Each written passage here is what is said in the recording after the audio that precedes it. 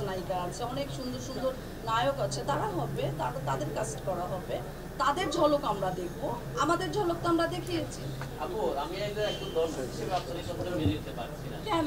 কারণ আপনার এখনো যে মানে এত রূপের ঝলক, শেষ হয়ে যায়নি, মানে আপনি মন থেকে কেন নিজেকে তো মানে এত রূপের ঝলক, মানে অঙ্গে অঙ্গে কি কি বলেন ভাই।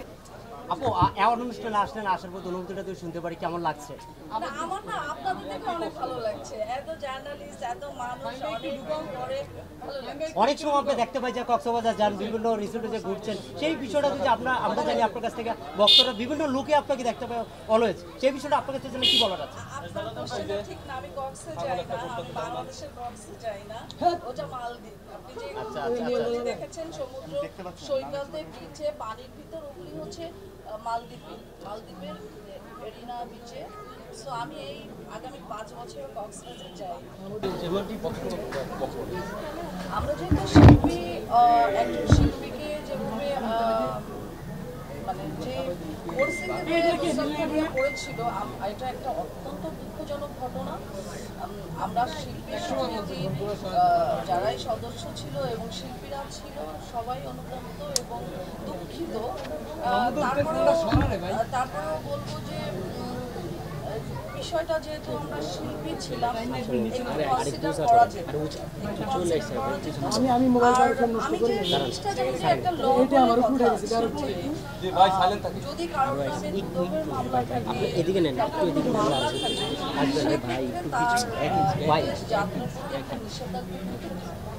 তো আমার মনে হয় মুস্তাক ফারিয়া সেটা জানতো না কিংবা হয়তো অবগত ছিল না।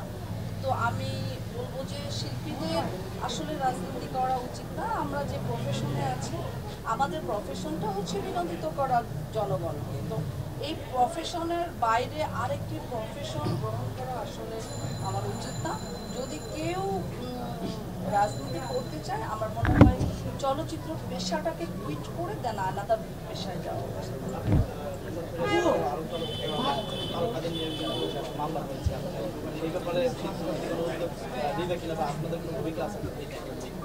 এটা টোটালি একটা রাষ্ট্রীয় ব্যাপার। আমরা শিল্পী সমিতির কাজ হচ্ছে শিল্পীদের ভালো মন্দ দেখা। এখন যেহেতু সমিতি কেন্দ্রিক যদি কোনো মামলা হতো, সমিতি কেন্দ্রিক কোনো ঝামেলা হতো, আমরা একেবারে এটার পক্ষে কিংবা বিপক্ষে কিংবা যাচাই বিচাই করতাম, কোনটা দোষ, কোনটা অপরাধ, কোনটা গুণ, এগুলি আমরা দেখতাম। বাট এগুলি তো সব মামলাগুলি আসলে তো শিল্পী সমিতি কেন্দ্রিক না, চলচ্চিত্র কেন্দ্রিক না, এগুলি তো রাজনৈতিক কেন্দ্রিক। সো এই ব্যাপারে আর কথা না। শুনেন, আমরাও হয়তো একটু প্রতিবাদ করতাম, মানে প্রতিবাদ বলতে আমরাও একটা উদ্যোগ নেওয়ার চিন্তাভাবনা করেছিলাম। যেহেতু আমাদের কমিটিতে 21 জন আমরা, সো সকলের সম্মিলিত মতামত নেওয়ার একটি প্রস্তুতি চলছিল। ইন দ্য মিন টাইম তো মুস্তাক ফারিয়া ছাড়া পেয়েছে, তাকে তো জামিন দিয়ে দিয়েছে। না না না, শিল্পী সমিতি মারা গেলে আমি জীবিত পলি এখানে দাঁড়িয়ে আছি কেন? কে বলেছে কার্যক্রম না?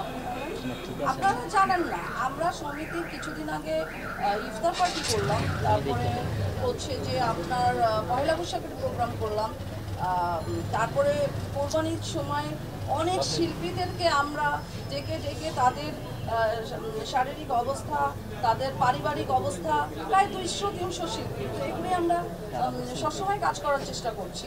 এটা তো ভিত্তিহীন কথাবার্তা।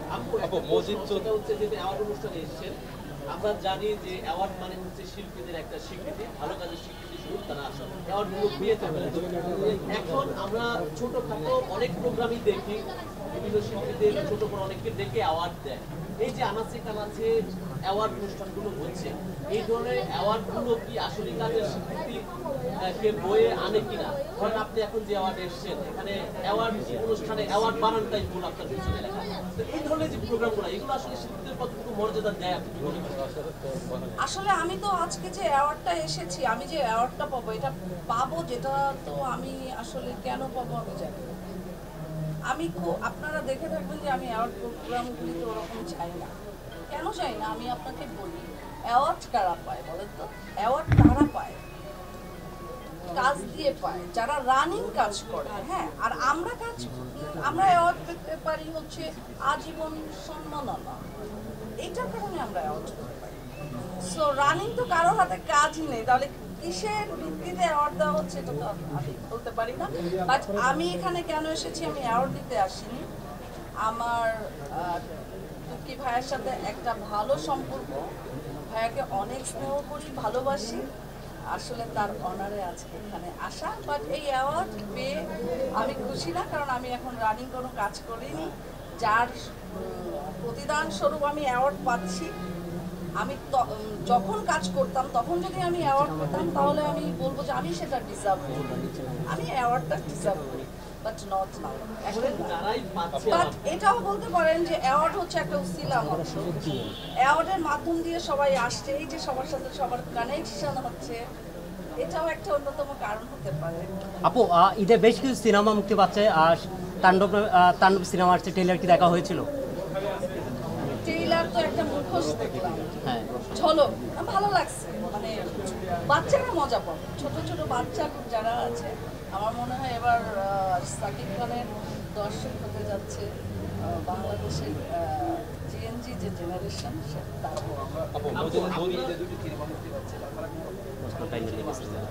ঈদ কেন্দ্রিক সিনেমা ছাড়া ঈদের বাইরে যে সিনেমাগুলো আসতেছে না, আপনি এই ব্যাপারে কোনো উদ্যোগ আপনার শিল্পী সমিতি থেকে নিয়েছেন?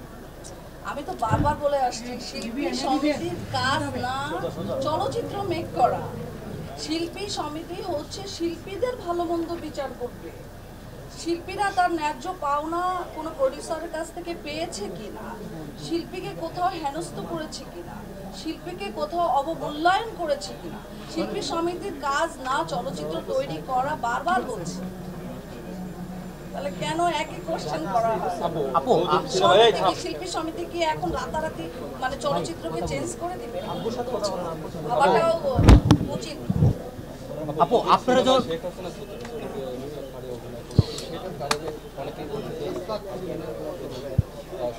কিন্তু আর্টিস্ট অ্যাজ এ শিল্পী হিসেবে যে কোনো ক্যারেক্টারে প্লে করতে অবশ্যই, কারণ একটি বিগ বাজেটের সিনেমা যখন হবে তখন সমসাময়িক যারা চলচ্চিত্রের নায়ক নায়িকা যারা ফেমাস হবে তাদেরই তো কাস্টিং করবে। সেক্ষেত্রে তো যে কাস্টিংটা নুসরাত ফারিয়াকে নেওয়া হয়েছে সেটা তো অনেক বুঝে শুনে, ওটা ও ডিজার্ভ করে, ওই ক্যারেক্টারটাও ফুটিয়ে তুলতে পারবে, ওইভাবেই নেওয়া হয়েছে। এখন জনগণের রায়ে কোনো সরকার যদি আসে, এখন ধরেন এখন তো তত্ত্বাবধায়ক সরকার, নেক্সটে হয়তো ইলেকশন হবে, ইলেকশনে জনগণ ইলেক্টেড করবে একটা দলকে, সেই দল যদি নতুন কেউ আসে, যে দলই আসবে সেটা তো জনগণেরই তৈরি, আমি ব্যক্তিবলিত তৈরি না। আমার ব্যক্তিগত ভালো লাগা ভালোবাসা কোনো দলের প্রতি থাকতে পারে, অবশ্যই আছে, থাকবে। তো জনগণ যাকে রায় দিয়ে ইলেক্টেড করবে, তারা যদি কোনো রাষ্ট্রীয় প্রোগ্রামে আমাদেরকে ইনভাইট করে, তারা যদি কোনো সিনেমা তৈরি করে, সেখানে যদি আমাদেরকে কাস্টিং করে, আমরা বাউন্ড কাজ করার জন্য এবং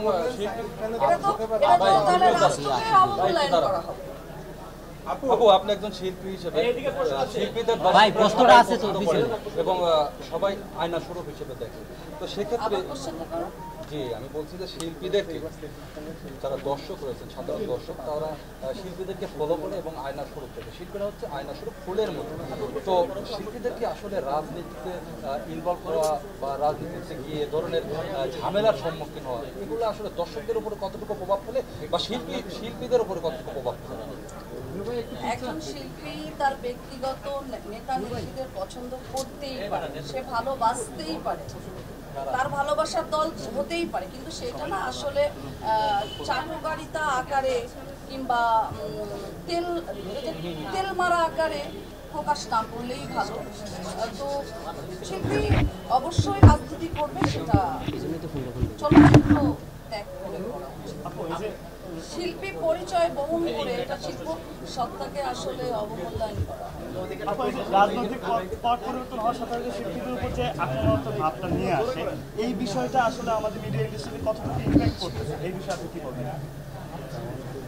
অবশ্যই এটা বিরূপ প্রতিক্রিয়া হয়েছে, কারণ আমরা যারা শিল্পী আমরা তো অন্যায় কিছু করিনি। আজও শুনেছেন কোনো শিল্পী দুর্নীতি করেছে, কিংবা আজও কি শুনেছেন কোনো শিল্পী ধর্ষণ করেছেন, অরাজকতা করেছেন? না। শিল্পীরা আসলেই ফুলের মতো, শিল্পীদের একটা নরম মন আছে, শিল্পীরা ভালোবাসতে জানে, আর শিল্পীদের তৈরিও করে কিন্তু জানে। এই বাংলাদেশের 22 কোটি জনগণ এখন বর্তমানে যারা আছে তারাই কিন্তু চলচ্চিত্র দেখেন, তারাই নেতা নেত্রী আবিষ্কার করেন বা তৈরি করেন।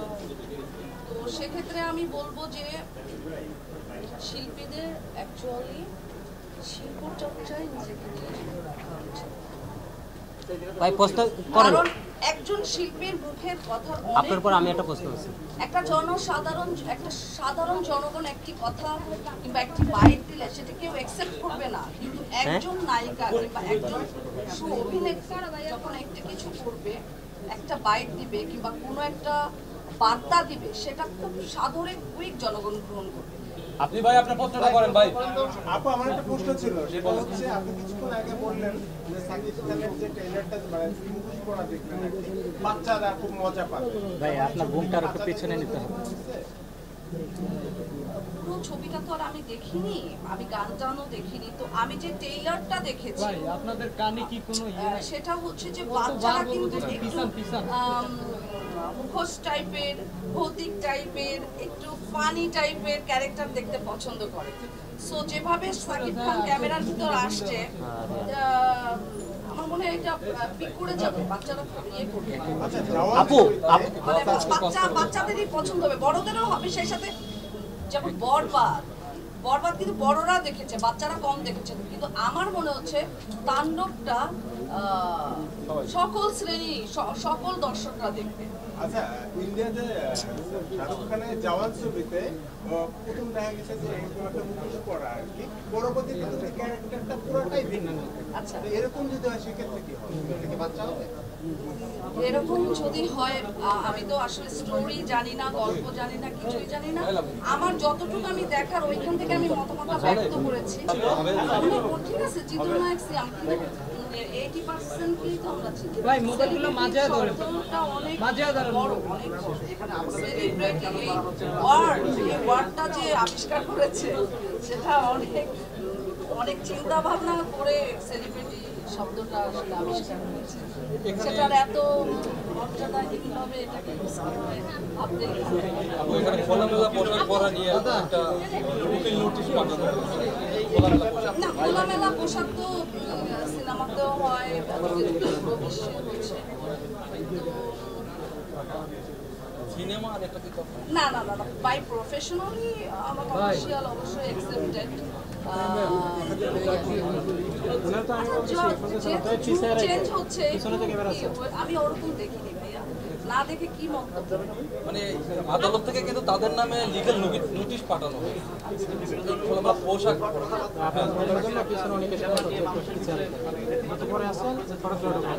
এই ধরনের অভিযোগ করে আমারটা আমি নোটিশ পাঠিয়েছে। আপনার আর্টিস্ট হিসেবে এটা কিভাবে দেখেন? আপনি তো অবশ্যই দেখেছেন। এই ব্যাপারে আমি কিছু বলতে পারছি না, বিকজ আমি দেখিনি বিষয়টা। আচ্ছা, এখানে একটা প্রশ্ন ছিল। আচ্ছা আমি আপু, ঈদ ছাড়া সিনেমার মানে মান কমে যাচ্ছে কেন? মানে ঈদ আসলেই হচ্ছে সিনেমার কয়েকটা কাজ হয়, তাছাড়া সিনেমার কাজ খুবই কম কেন? বাংলাদেশের জনগণ এখন এত ব্যস্ত হয়ে গেছে, হাতের মুঠোয় এত বিনোদন, বাংলাদেশে আসলে বিনোদনের অভাব নেই। এগুলি দেখতে দেখতে মানুষ যে হলে যে টিকিট কেটে সিনেমা দেখবে, ওই সময়টা কই জনগণ? ঈদ কোরবানি আসলে মানুষের একটু সময় সুযোগ হয়ে ওঠে।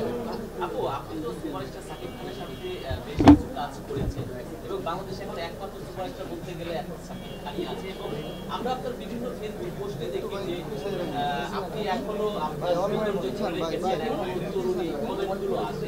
তো সেই ক্ষেত্রে আমরা সামনে সাকিব খানের সাথে আপনাকে দেখবো কিনা সম্ভাবনা আছে? আমি অবান্তর কিছু বলবো না, আমি খুব বাস্তববাদী একটা মেয়ে, স্ট্রেইট কথা বলি। সাকিব খানের সাথে এখন কি আমার যায়? ক্যামেরায় আমার কিন্তু যায় না, এটা আমি এটা কিন্তু মনে করি যে একটা সময় থাকে, আমার যে সময়টা ছিল, আমার বয়সটা যেটা ছিল, আমার তার সাথে অভিনয় গেছে, স্ক্রিন শেয়ার করেছি, বাট এখন তো এটা স্বপ্ন দেখা উচিত না। তার মানে কি বয়সটা কি বেশি হয়ে গেছে? বয়সে কি গ্যাপ পড়ে গেছে? বয়সের জন্য না, মানে ব্যাপার হচ্ছে যে যেখানে তার তো আরো জুনিয়রদের সাথে সে কাজ করতেছে, আমি তো তাদের থেকে একটু সিনিয়র, এটা তো ডিজার্ভ করা উচিত না, আমার আশা করাটাও উচিত।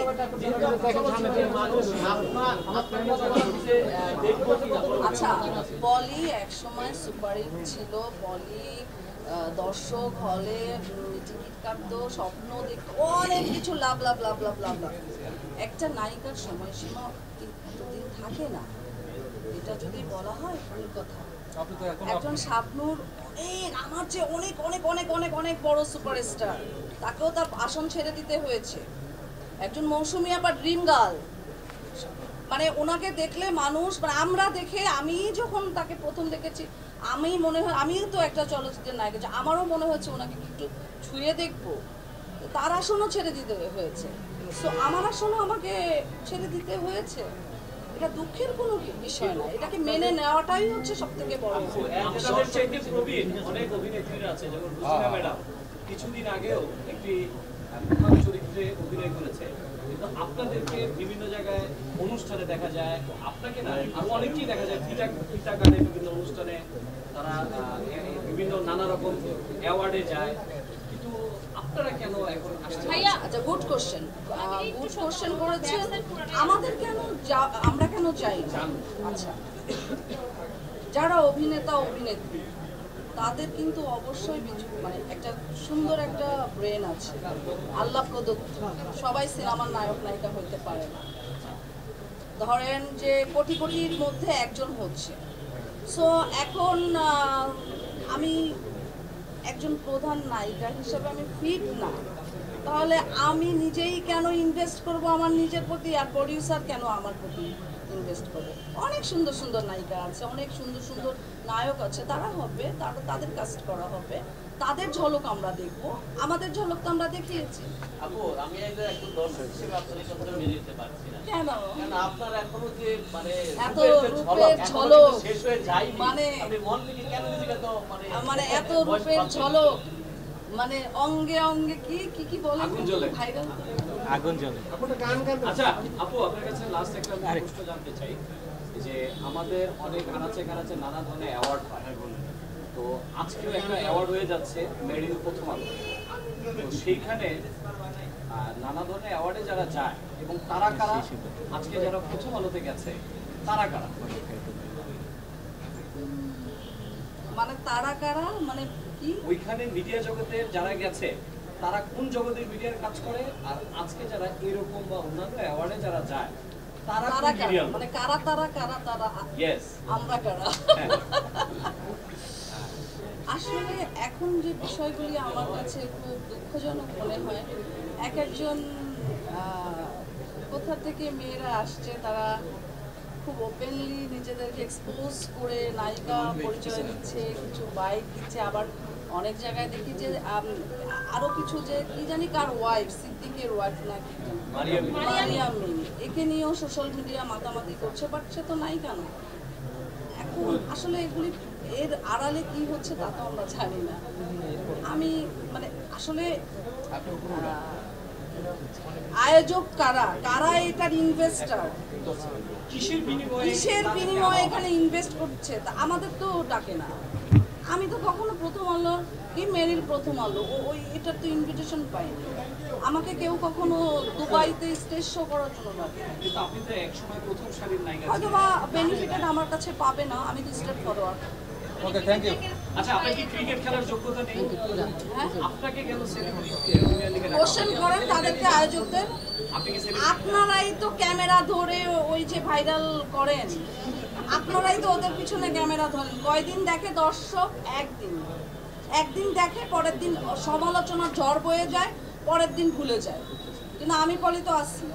আরেকটা প্রশ্ন, আমি তো কতদিন ছিলামই না, আড়ালে ছিলাম, তারপরে তো দর্শকগুলো আপনারা নায়িকারা যখন বা মডেলরা যখন খোলামেলা ড্রেস পরেন সেটা পড়তে দোষ নেই, কিন্তু একজন ইউটিউব কন্টেন্ট ক্রিয়েটর হোক, সেটা সোশ্যাল মিডিয়া হোক, সেটা মিনিস্ট্রি মিডিয়া, যখন ওইটাতে ক্যাপচার করা হয় তখন কেন সেই জার্নালিস্ট বা কন্টেন্ট ক্রিয়েটরকে দোষ দেওয়া হয়? এই ব্যাপারে আপনি কি বলছেন? আমি মনে করি বাংলাদেশ যেহেতু মুসলিম একটি কান্ট্রি, এখানে আমি যেরকম আমি পর্দায় অবশ্যই অনেক কমার্শিয়াল ভাবে নিজেকে উপস্থাপন করেছি বাই প্রফেশনাল, আমার যেহেতু প্রফেশন, বাট ব্যক্তি বলি আমি চেষ্টা করি নিজেকে, যেহেতু মুসলিম একটা কান্ট্রি, সংযত হয়ে নিজেকে প্রেজেন্ট করা। তো আমি মনে করি যে ইন ফিউচারে সবারই এরকম হওয়া উচিত। ঠিক আছে,